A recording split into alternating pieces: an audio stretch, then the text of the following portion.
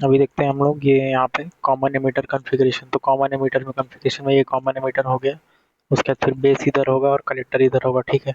तो ये हम पहले वाला जैसे अल्फा था, अल्फा किसके लिए था, वो था कॉमन बेस के लिए। तो कॉमन एमिटर के लिए क्या होता है, ये बीटा होता है, ठीक है। इसका वाला बीटा किसके लिए होता है, सी ई, ठीक है। तो इसमें जो ये इनपुट कैरेक्टरिस्टिक्स बनेगा वो किसके किसके बीच बनेगा, वी बी ई, ठीक है, ये वी बी ई और ये I B at V C E constant, V C E constant, ठीक है। उसके बाद फिर ये इसका जो आउटपुट कैरेक्टरिस्टिक्स बनेगा वो किसके किसके बीच में बनेगा, वी सी ई के बीच में बनेगा, वी सी ई और आई सी के बीच में, ठीक है। And I B constant, I B ये जो आ रहा है ये कॉन्स्टेंट। इस केस में जो लीकेज करंट होता है उसको बोलते हैं हम लोग ना, आई सी ई ओ बोलते हैं, ठीक है। तो ये जो ऊपर का था ये, इससे हम लोग पहले क्या करेंगे कि आई बी का वैल्यू निकाल, आई सी का वैल्यू निकाल लेंगे। I C is equal to beta I B plus I C E O, ठीक है। उसके बाद फिर I C is equal to alpha I plus I C B O, ठीक है। और उसके बाद फिर ये दो रिलेशंस को हम कंपेयर करेंगे। तो ये जो डेरिवेशन है ये यहाँ जैसे बीटा के टर्म्स में था तो ये अल्फा के टर्म्स में है, ठीक है। तो beta is equal to alpha by one minus alpha, इसको हमको याद करना है तो हमको ए नेगेटिव से याद कर सकते हैं। बीटा तो यहाँ रहेगा लेकिन अल्फा जब यहाँ लिखेंगे तो वन माइनस अल्फा लिख देंगे, और जब अल्फा रहेगा तो beta by one plus beta होगा, ऐसे जहाँ लिखा हुआ है, ठीक है। और ये जो फॉर्मूला है ये दूसरा है important, I C E O is equal to क्या बोलते हैं, one by one minus alpha into I C B O, ठीक है। I C O is equal to one by one minus alpha into I C B O. और इसका ही दूसरा relation है, I C O is equal to one plus beta into I C B O. तो one by one minus alpha और one plus beta ये दोनों भी इक्वल ही रहेगा, ठीक है। तो ये क्वेश्चन दिया हुआ है, यहाँ पे हमको आई सी ओ निकालना है। I C O is equal to one plus beta into I C B O, ठीक है। तो ये 49 प्लस वन इंटू यहाँ पे ये 10 लिख देंगे तो ये हमारा आंसर निकल जाएगा। उसके बाद ये अगर अल्फा है तो यहाँ बीटा कितना होगा, तो ये रिलेशन है beta is equal to alpha by one minus alpha, ठीक है। तो ऐसे करके हम लोग ये 0.98 होते ही 49 निकलेगा। इसके बाद ये क्वेश्चन दिया हुआ है अल्फा इतना है, आई सी बी ओ इतना है, आई बी इतना है, तो हमको आई सी निकालना है। तो जो रिलेशन होता है ये आई सी के लिए, तो हमको पता है कि बी जी बी वाला रिलेशन पता है, beta is equal to I C by I B, ठीक है। तो हमको यहाँ पे आई बी दिया हुआ है वो हम यहाँ डालेंगे, एंड अल्फा जो दिया है इससे हम लोग बीटा निकालेंगे। बीटा क्या हो जाएगा हमारा 49 हो जाएगा, जिसे यहाँ निकाल के रखा हुआ है। तो उससे हमारा आई सी जो निकलेगा, ठीक है, आई सी हमारा 49 इतना निकल गया। अब फिर ये आई सी बी ओ दिया हुआ है, ठीक है। तो फिर ये रिलेशन है I C O is equal to one plus beta I C B O, वो यहाँ यूज़ करेंगे। I C O is equal to one plus beta into I C B O, 1 ampere निकल गया। तो ये इधर डाल देंगे 49 into two 98 plus one 99 ampere answer होगा। तो ये जो ट्रांसफ़र कैरेक्टरिस्टिक्स था यहाँ पे वी बी और आई बी का, वो यहाँ पर है, आई बी यहाँ, वी बी यहाँ पे, और यहाँ पे ये कांस्टेंट है। ये सब ये जो मतलब वी सी ई कॉन्स्टेंट है यहाँ पे, ये वी सी ई कॉन्स्टेंट है। और ये दूसरा है आउटपुट कैरेक्टरिस्टिक्स हो गया, ये इनपुट कैरेक्टरिस्टिक्स था आई सी और वी सी ई के बीच में। वो ये था सी वाला, यहाँ पे वी बी के बीच में है और आई बी के बीच में है इनपुट कैरेक्टरिस्टिक्स। और जो आउटपुट वाला है वो है किसके, आई सी और वी सी के बीच में। उसके बाद ये आता है कॉमन कलेक्टर कॉन्फ़िगरेशन, ठीक है। इसको गामा से रिलेट कर सकते हैं। तो ये इसको सी बी से याद रखेंगे, gamma is equal to I by I B, ठीक है। In this configuration input current is given at the base terminal, इसमें इनपुट देते हैं, ठीक है। और output is taken at the emitter terminal, यहाँ से आउटपुट लेते हैं। Common collector current gain is ratio of emitter current at base of ratio of emitter current at to the base current. तो यहाँ पे क्या है कि लीकेज करंट को नेगलेक्ट करते हैं। तो यहाँ जो लीकेज करंट होगा उसको आई सी ओ बोलते हैं, ठीक है। और I is equal to one plus beta into I B. So I is equal to gamma into I B. तो gamma is equal to one plus beta है, gamma is equal to one plus beta. तो यहाँ पे ये सब relations है। Beta is equal to alpha by one minus alpha, gamma is equal to one plus beta, alpha is equal to beta by one plus beta. जब alpha आता है तब यहाँ पे नेगेटिव है, बस इतना याद रखना है। और ये तीनों ये है amplification factors. I C is equal to alpha I plus I C B O. ये किस में रहता है? सी बी में रहता है। ये जो रहता है वो सी में रहता है। ठीक है, यहाँ पे सी ई ओ आ जाता है। उसके बाद फिर I C E O is equal to I C B O by one minus alpha which is equal to one plus beta into I C B O. Also जो गामा होता है वो is equal to one plus beta तो होता है, which is equal to one minus alpha भी होता है। तो इसीलिए ये one plus beta is equal to one by one minus alpha. तो यहाँ क्वेश्चन में अगर अल्फा का वैल्यू 0.98 दिया हुआ है, ठीक है, तो बीटा कितना होगा? 49 हो जाएगा। और गामा क्या हो जाएगा? 50 हो जाएगा। उसके बाद ये जो अलग अलग कन्फिग्रेशन है उसके लिए ये करंट गेन, वोल्टेज गेन, उसके बाद फिर ओवरऑल गेन, जो दोनों का प्रोडक्ट है वो, फिर phase shift, input resistance, output resistance और एप्लीकेशन देखते हैं। तो सी बी में क्या होता है कि जो एम्पलीफिकेशन होता है वो मॉडरेट होता है, क्योंकि ये इसका ए आई लो होता है और ए वी हाई होता है। फेज शिफ्ट जीरो रहता है। ठीक है, ये हाई फ्रीक्वेंसी सर्किट में यूज़ होता है। फिर सी ई रहता है। ठीक है, सी ई का ए आई हाई होता है और ए वी हाई होता है, तो इसका जो ओवरऑल ये होता है वो भी हाईएस्ट होता है। सी ई के केस में क्या होता है कि एक 180 डिग्री का हमको फेज शिफ्ट मिलता है। ठीक है, इसमें इनपुट रेजिस्टेंस हाई होता है और आउटपुट रेजिस्टेंस भी हाई होता है। ये एम्पलीफायर में यूज़ होता है। उसके बाद फिर सी सी कॉमन कलेक्टर वाला आता है। इसमें भी जो एरो होता है वो मॉडरेट होता है। ठीक है, फेज शिफ्ट क्या है? ज़ीरो। उसके बाद फिर आर आई जो होता है वो हाईएस्ट होता है, आर ओ लो होता है।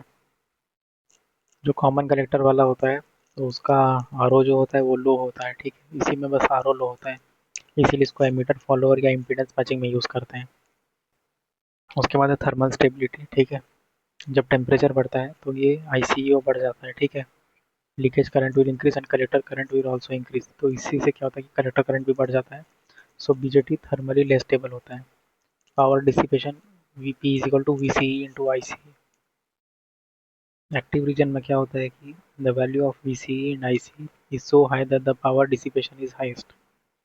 तो एक्टिव रीजन में क्या है कि पावर डिसिपेशन हाईएस्ट होता है। उसके बाद फिर सैचुरेशन रीजन है। तो यहाँ पे ये ये तो कलेक्टर हो गया, ये एमीटर हो गया, ये बेस हो गया। ठीक है, तो एमीटर और बेस के बीच में ये 0.7 का ड्रॉप होता है और बेस और कलेक्टर के बीच में 0.5 का, एंड वी सी जो है उसके बीच में 0.2 का वो रहता है। ठीक है, सैचुरेशन में जो बीजेटी है वो एज अ स्विच काम करता है। Okay, switch in this region VC is equal to 0.2 which is very low, so the power dissipation is very low।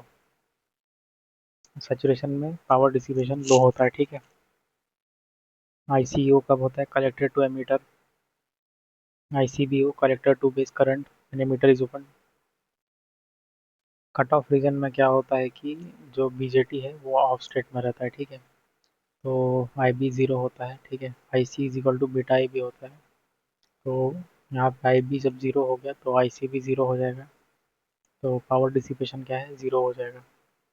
उसके बाद देखते हैं ये अर्ली इफेक्ट या फिर बेस विड्थ मॉड्यूलेशन। इसमें क्या होता है कि जब कलेक्टर बेस जंक्शन है ये रिवर्स बायस होता है। ठीक है, और हम लोग अगर रिवर्स बायस वोल्टेज को बढ़ा दे तो क्या होगा कि width of the base region जो है, ये विड्थ रीजन है, ये कम हो जाएगा। इससे क्या होगा कि अर्ली इफेक्ट या बेस विड्थ मॉड्यूलेशन हो जाएगा।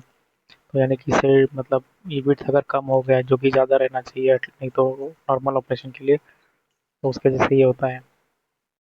तो ये यहाँ पे पी है और ये यहाँ पे एन है। ठीक है, इसका रिवर्स बायस कर देना मतलब यहाँ पॉजिटिव और यहाँ पे नेगेटिव कर देना। यहाँ प्रॉब्लम ये है कि बेस का जो एरिया है वो पहले ही बहुत कम होता है और यहाँ पे कलेक्टर ज़्यादा होता है। ठीक है, तो रिवर्स बायस में क्या है कि विड्थ बढ़ता जाता है। ठीक है, तो घुसते घुसते क्या है कि कलेक्टर बेस के अंदर घुस जाता है और फिर यहाँ पे एमीटर भी होता है, तो यहाँ पे कलेक्टर एक्चुअली बेस के अंदर घुस जाता है, तो इसीलिए ये प्रॉब्लम है। अर्ली इफेक्ट से क्या होता है कि IB जो है वो कम हो जाता है, बेस करंट कम हो जाता है। ठीक है, और IC जो है वो वेरी लार्ज हो जाता है। ठीक है, emitter current increases slightly, IE में बस सिर्फ स्लाइट इंक्रीज होता है और बाकी फिर इन सब में चेंज होता है उस हिसाब से। फिर पंच थ्रो क्या होता है, when we increase the reverse bias voltage across control CB junction. तो एक पर्टिकुलर इसमें क्या होगा कि CB junction completely base region जो है वो कम्प्लीटली वैनिश हो जाएगा, क्योंकि ऑलरेडी वो बहुत नैरो होते हैं।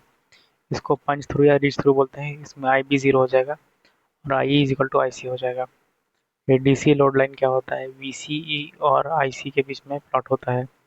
वीसीई एंड आईसी के बीच में। इसमें IC is approximately equal to I I. इसमें अगर ये है VCC is equal to VCE plus ICRC plus IERE. ये जो सर्किट दिया है इसमें अगर हम लोग केवीएल लगाएंगे, ठीक है, तो ये VCC is equal to ICRC plus VCE plus I into R E. ये सी बी इसमें लगा हुआ है, सॉरी सी कॉन्फ़िगरेशन में ये लगा हुआ है, ठीक है। तो V C C is equal to V C E plus I C R C plus R E. यहाँ पे क्या होगा कि आई सी को हम लोग अप्रोक्सीमेटली आई के इक्वल लिए हैं, ठीक है। तो I C is equal to V C C by R C plus R E minus V C E divide by R C plus R E. तो इसको ही रिजॉल्व करके हम क्या किए कि आई सी का वैल्यू निकाले हैं। I C is equal to V C C by R C plus R E और minus V C by R C plus R E, ठीक है। अब इसके बाद फिर आई सी का जो है उसको ऐसे लिखेंगे हम लोग। तो ये जो है minus R C one by R C plus R E into V C E plus V C C divide by R C plus R E. तो ये जो है ये आई सी का इक्वेशन था, ठीक है। तो इससे हम कंपेयर करेंगे y is equal to m x plus c. तो इसका स्लोप है ये one minus one by R C plus R E, ठीक है। और स्लोप जो है इसका नेगेटिव है। वाई एक्सिस में क्या है, आई सी है, ठीक है, और ये एक्स एक्सिस में वी सी ई है।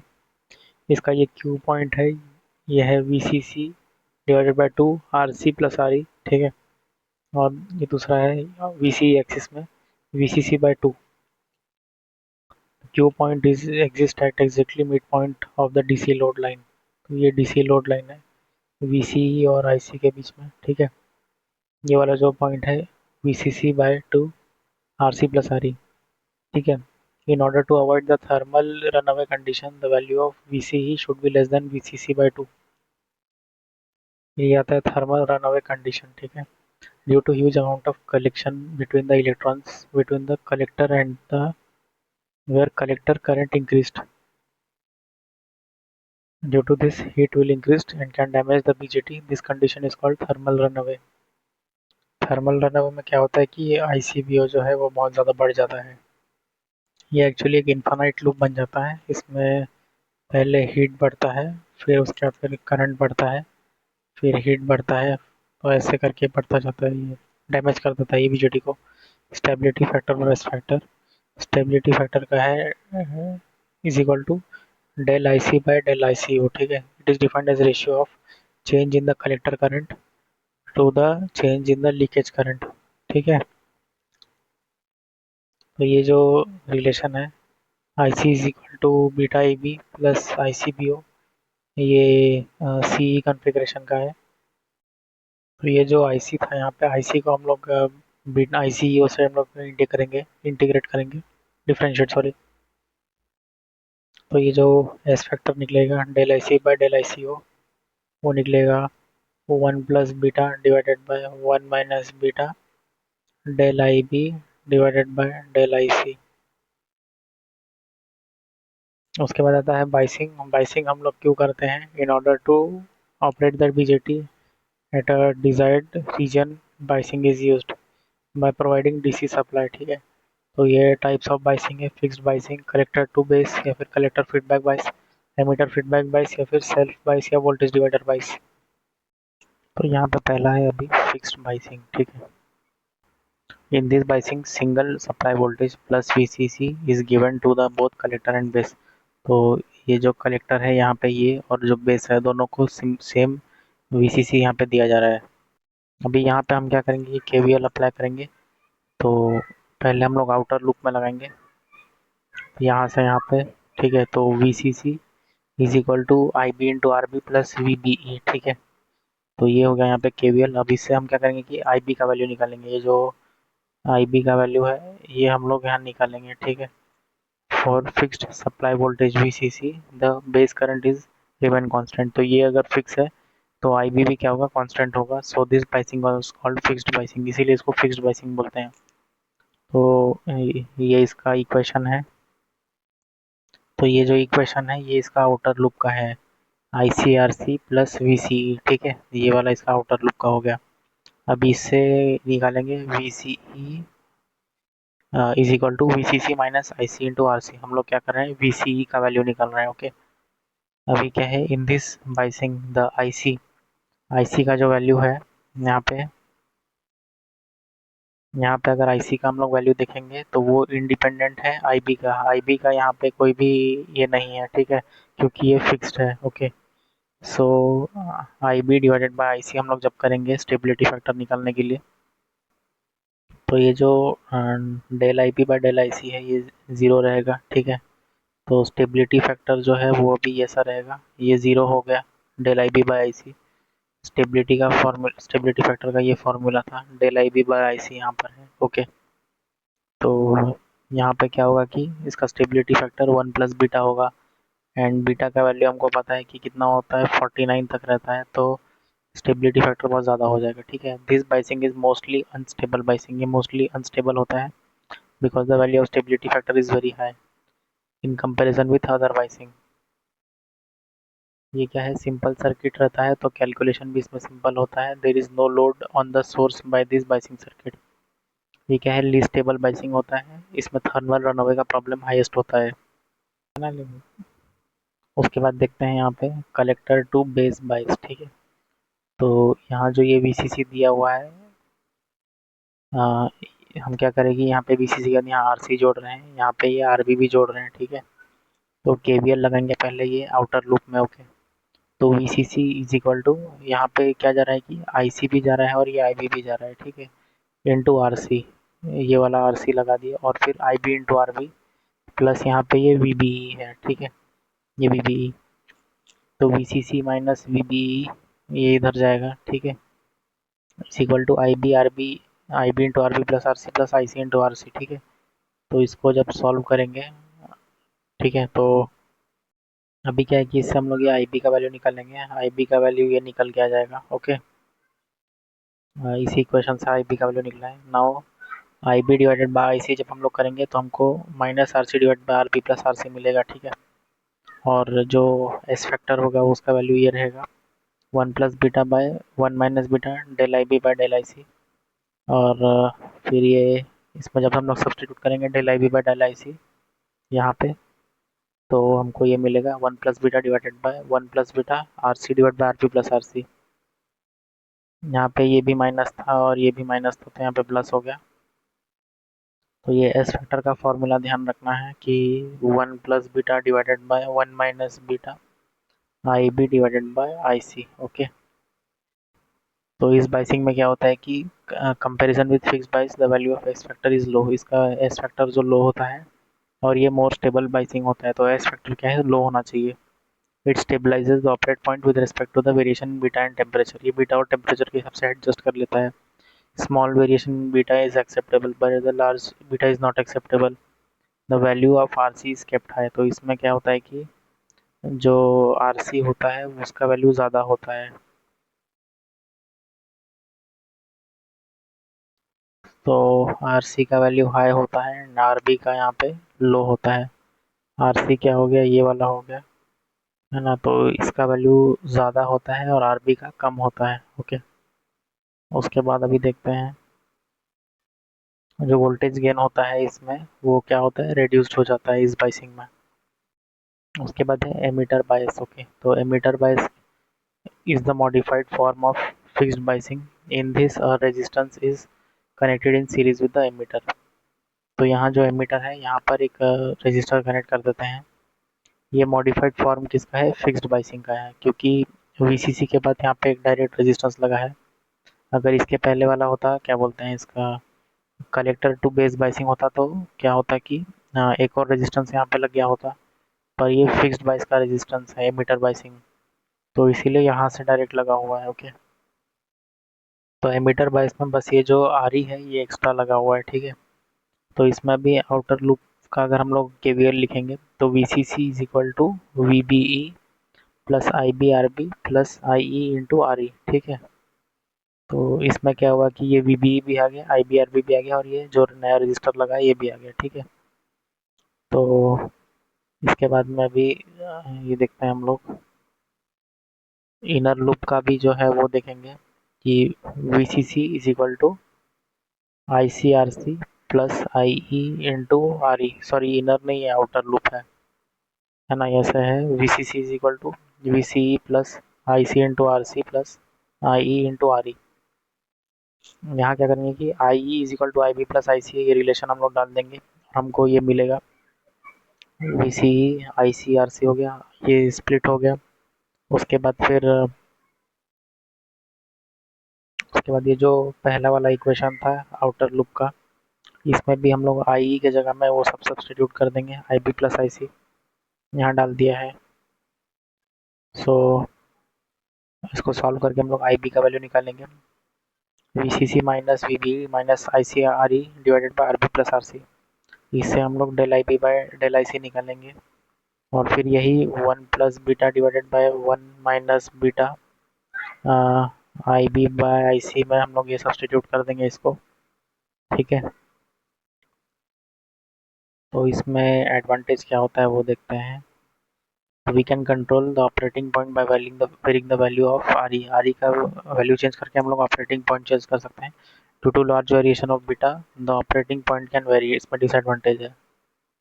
तो यहाँ पे क्या है कि इसका सर्किट ऐसा होता है, ये एक वीसीसी होता है और ये दो R1 और R2 और ये सब रहता है। तो इसको क्या करते हैं कि हम लोग ट्रांसफॉर्म कर देते हैं आरबी में, ठीक है। तो R B is equal to कितना होता है R1 into R two divide by R1 plus R2, ठीक है। तो ये इसका आर बी हो जाता है, ओके। देन ये वी बी भी है, उसके बाद फिर ये आर ई, ये आर सी और ये वी सी हो जाता है यहाँ पे। Now I is equal to I B plus I C हमको पता है, और जो यहाँ वी बी का वैल्यू होता है V B is equal to R2 divided by R1 plus R2 into V C C, जो वी बी का वैल्यू होता है। तो ये आर बी का वैल्यू हमको निकालना है और ये वी बी का वैल्यू निकालना है। यहाँ पे ये वोल्टेज डिवीजन रूल से ये निकाला हुआ है, ओके।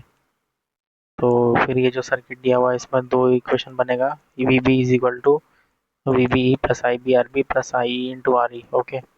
दूसरा है वी सी सी ये आउटर इस लूप में लगेगा, I C R C plus V C E plus I E R E, ठीक है। रेस्ट दिए तो इक्वेशन सही। और ये जो वी बी था यहाँ पे I is equal to I B plus I C, यहाँ पे एक्सपेंड करके लिखा हुआ है। यहाँ जो था I is equal to one plus beta into I B, ठीक है। तो यहाँ से आई बी का वैल्यू निकला है, आई बी का वैल्यू ये है। देन इसका से स्टेबिलिटी फैक्टर निकाल सकते हैं, S factor one plus beta divided by one minus beta I B by I C, okay. उसके बाद ये क्वेश्चन दिया हुआ है, यहाँ वी सी सी 10 वोल्ट है, वी बी भी जो है वो 5 वोल्ट है, वी बी ई ये 0.7 वोल्ट है, आर बी कितना है यहाँ पे 10 किलो ओम है, ओके। आर सी जो है वो 500 ओम है, आर ई 100 ओम है, बीटा 100 है, हमको ये सब वैल्यू निकालना है। तो आई बी का वैल्यू यहाँ पर दिया हुआ है V B minus V B divided by R B plus ये, तो इसमें सब डाल देने के बाद हमको ये आई बी निकल गया, ठीक है। उसके बाद फिर हमको बीटा दिया हुआ है 100, तो उससे हम लोग ये निकाल सकते हैं आई सी निकाल सकते हैं, आई सी निकल गया, ठीक है। उसके बाद फिर आई ई हमारा निकल जाएगा, I is equal to I B plus I C, okay. उसके बाद फिर ये वी सी बी और वी सी सी जो है वो निकालना है हमको। तो ये के वी एल लगाएंगे हम लोग, V C C is equal to I C R C plus V C E plus है, तो ऐसे करके फिर ये वी सी बी और ये वी सी ई निकल जाएगा। तो ये क्वेश्चन में दिया है कि हम बीटा 100 है तो हमको वी सी पता करना है, वी सी यहाँ पर है। तो यहाँ पे हम लोग पहले आई बी का वैल्यू निकालेंगे, आई बी जो है यहाँ से है ये 10 वोल्ट हो गया, ये 0.7 हो गया, ठीक है। तो 10 minus 0.7 divide by 2 kilo ohm, हमको यहाँ का करंट मिल गया, ठीक है। अभी फिर बीटा निकालेंगे, beta is equal to I C by I B हमको पता है, तो इससे हमको आईसी मिल गया, आईसी का वैल्यू ये हो गया, ठीक है। अब ये आईसी जो था, आईसी इतना निकल गया, ठीक है। फिर अभी केवीएल लगाएंगे यहाँ पे। तो V C is equal to V C C minus I C into R C, ठीक है। तो ये जो है इसमें हम डालेंगे और ये हमको मिल जाएगा आंसर। एक क्वेश्चन दिया हुआ है बीजेटी में वीसीसी इतना है, आईसी इतना है, तो हमको निकालना है RC when the BJT works at saturation, ठीक है। तो VCC is equal to IC into R C plus VC, ठीक है। तो 0.2 वैल्यू वीसी का हो जाता है जब सैचुरेशन पे होता है, ठीक है। तो ये जो है इसमें हम वैल्यू डाल देंगे और आरसी का वैल्यू निकालेंगे, ठीक है। तो ये हो गया आरसी का वैल्यू। अब यह BJT amplifier circuit. Active region में क्या होता है कि BJT works as amplifier active region में, और इसके लिए क्या है कि C configuration is used as amplifier. तो ये है सी का एम्पलीफायर। इसमें क्या है कि जो R1 और R2 है ये है बाइसिंग रेजिस्टेंस। सी जो है यहाँ पे लगा हुआ है capacitor across emitter terminal which bypass the AC signal. उसके बाद फिर सीसी लगा हुआ है यहाँ पे, coupling capacitor at base terminal. तो जो यहाँ पे सीसी होता है coupling capacitor at base terminal, ये क्या काम करता है कि एसी और डीसी सिग्नल को मिक्स करने का काम करता है। और सीई क्या करता है, बाईपास द एसी सिग्नल। उसके बाद सीसी एक होता है कैपेसिटर एट आउटपुट टर्मिनल, यहाँ पे ये इसका आउटपुट लेते हैं, ठीक है। तो ये क्या करता है कि amplify the AC not DC, ये सिर्फ एसी को एम्पलीफाई करता है, ओके। उसके बाद है डायरेक्ट कपलिंग सी कॉन्फ़िगरेशन। इसका ऐसे कॉन्फ़िगरेशन होता है, यहाँ पर वी नॉट लेते हैं, यहाँ पे आर ई और आर सी रहता है। C configuration the input capacitance is always remain short circuit, यहाँ पे जो इनपुट कैपेसिटेंस है उसको शॉर्ट सर्किट करके रखते हैं। तो उसके बाद है डार्लिंगटन पेयर सर्किट। यहाँ पे क्या है कि एक का जो एमीटर का आउटपुट है वो दूसरे के बेस में काम करेगा। उसके बाद है ये इबोर सीबोर मॉडल। ये दो डायोड ऐसे एंटी पैरेलल लगा हुआ है, तो यहाँ पर ये बाहर में आ रहा है तो ये पीएनपी हो गया, पीएनपी ट्रांजिस्टर का ये हो गया। ये नेगेटिव टर्मिनल बाहर आया तो ये एनपीएन का हो गया। यहाँ पे क्या होता है कि ये जो बेस है और ये कलेक्टर है ये ऐसे शॉर्ट सर्किटेड होते हैं, और ये दोनों के जो बेस है ये ऐसे कनेक्टेड होते हैं। तो यहाँ पे क्या होता है कि इनपुट इम्पीडेंस लो होता है और आउटपुट इम्पीडेंस यहाँ पे हाई होता है, ये सेकंड पॉइंट में लिखा हुआ है। इसमें क्या होता है कि हाई आउटपुट इम्पीडेंस होता है, इससे क्या होता है कि जो करंट होता है आउटपुट का वो कांस्टेंट होता है, output current is constant regardless of the load conditions. ये क्या करता है कि ऑलमोस्ट कांस्टेंट करंट देता है यहाँ पे despite voltage variation in the load, load में भले वोल्टेज वेरिएशन हो इसमें आउटपुट करंट ये कांस्टेंट देता है। तो इससे क्या होता है कि एक्चुअली नॉइज ऐड हो जाता है और इससे डिस्टॉर्शन में भी ऐड हो जाता है। ये वर्स्ट है if VB of the transistor are very different and the emitter resistor are used. तो यहाँ पर जो IC2 आने वाला है इसका फॉर्मूला ये है, इज इक्वल टू आई रेफ ये जो ये है डिवाइडेड बाय 1+2/बीटा, ठीक है। ये इसका फॉर्मूला है।